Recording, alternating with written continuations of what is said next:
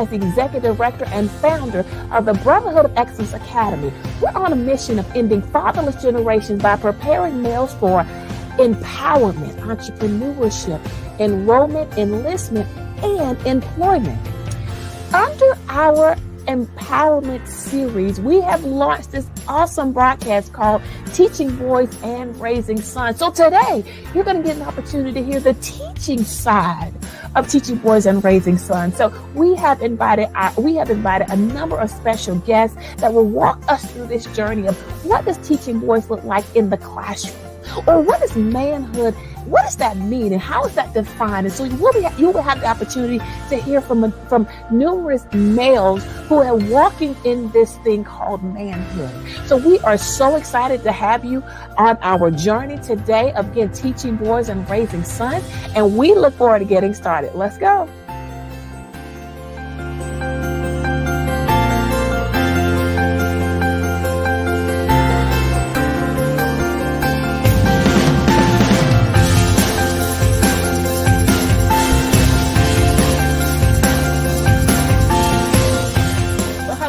Shamika Smith, and I serve as the Executive Director and founder of the Brotherhood of Excellence Academy. And I am super excited to introduce our guest on today. Welcome, Mr. Rivers. Thank you, Shamika. I just want to say big hats off to the Brotherhood of Academy for allowing me to speak today. My name is Travis Rivers. I live in Hampton, Virginia, originally from New York, from Bronx, New York. I'm in the military. I've been in the military for 23 years. I'm currently a Chief Warrant Officer, the Aviation Readiness Officer for the East Coast station here out of Norfolk.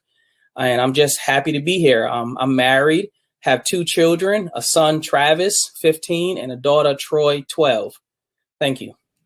Excellent. Thank you so much. So I've asked, we're going to have just a series of questions from Mr. Rivers to kind of answer for us. So the first question we're going to ask is, how do you define manhood? How do you define manhood?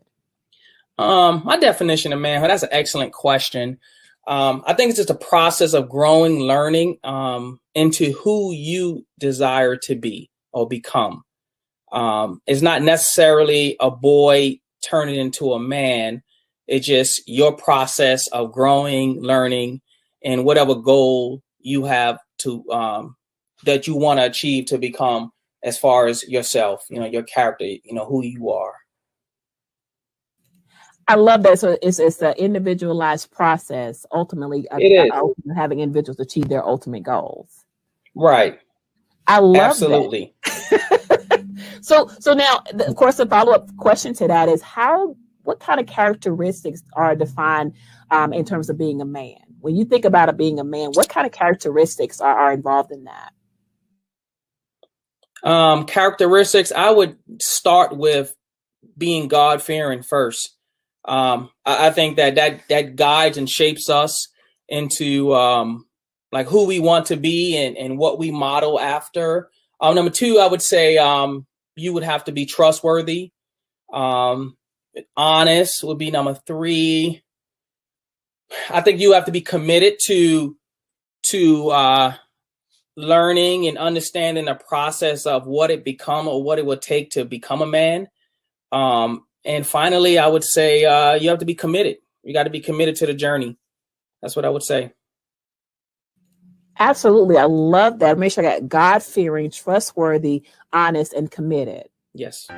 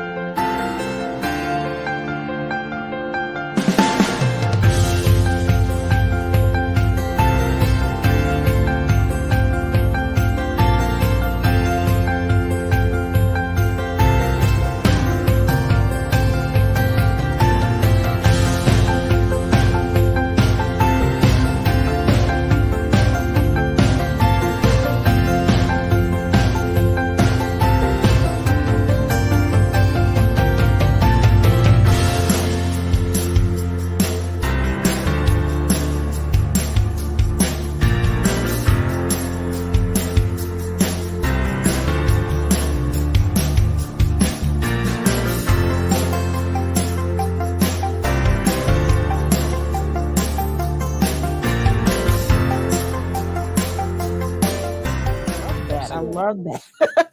So when you're thinking about like coaching guys or coaching males, particularly because our target audience is kind of middle school students, and Okay. so particularly middle school boys. So when you're thinking about coaching, we're just kind of look at a couple of areas. So how would you coach them in the area of mental health?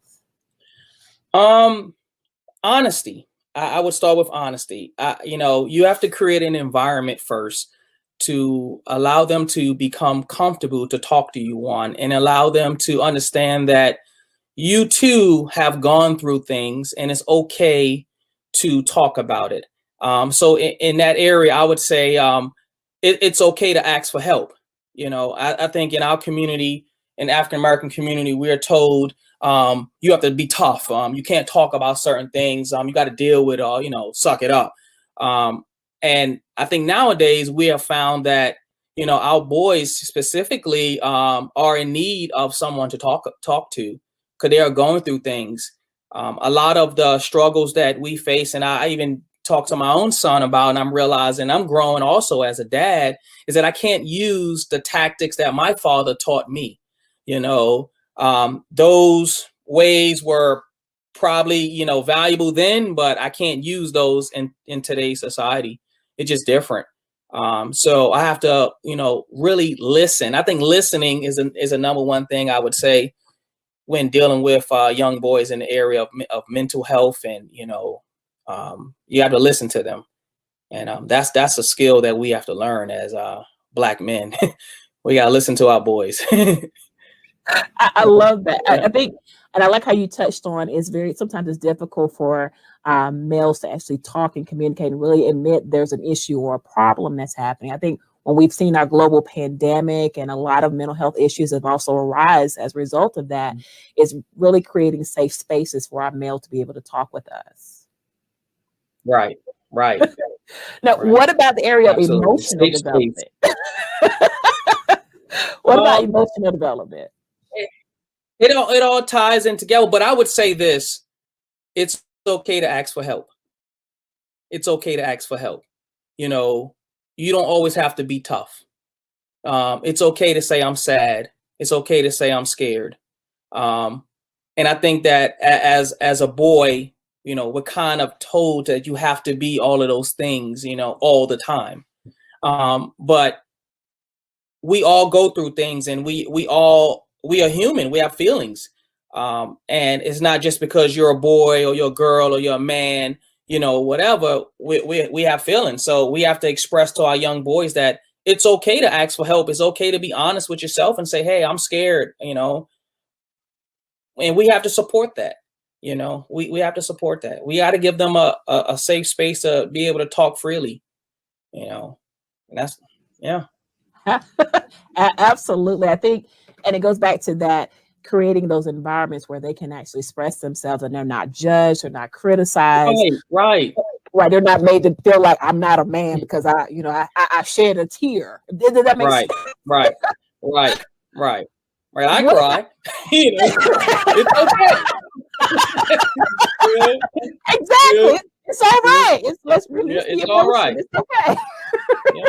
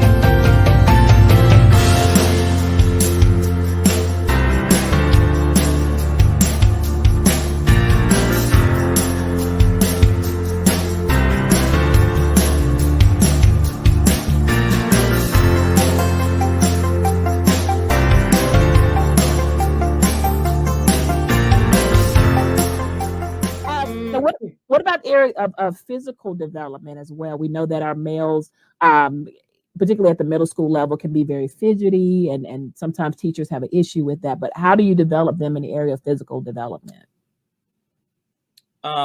In regards to like working out or being like physically active. Yeah, yes, sir. Yes, sir. I'm in the military, so I would say that's number one priority that get me through a lot of tough situations. When things become hard, I kind of take it out on the gym. But it allowed me to channel my energy somewhere else or my anger somewhere else. And overall, it's better for me also because it's promoting good health and fitness, So my overall health is going to allow me to deal with life challenges, as they come. So I would definitely say that you have to incorporate being physically active, physically fit into your lifestyle. It's been proven, it definitely helps, Absolutely. It helps that levels of discipline as well. Is what I'm kind of summarizing what I'm hearing you say. Yeah. Yes. Yes. It definitely teaches that. It teaches commitment. It teaches discipline. All those areas tied in one. I love it. Now, I heard you use the term God-fearing. So what about the spiritual development of in terms of coaching a young boy in the area of spiritual development? We all have those that believe. I'm a believer, and I believe that there's a higher power. And I follow those rules, that guidance that's, that are taught to us from a young age in the Bible. We have to have guidance. When all else fails, when man fails, we have to believe that God is the answer, and He is. And when you have no one else, you always have God. And I always tell my son and those that work for me, prayer works. Prayer works.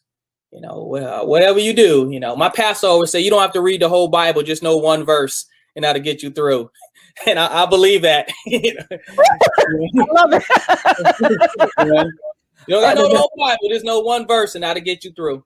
Yes. Whether you're constantly meditating on that one, it's feeding you consistently. Yes, sir. That's right.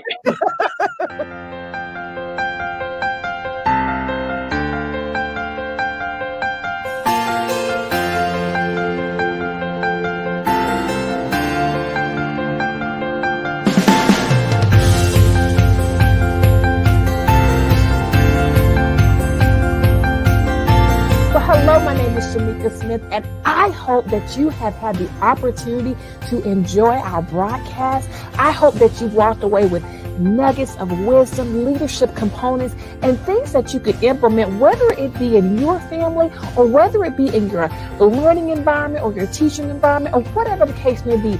Our hope and our prayer is that you walked away with something that is very tangible that you can use immediately.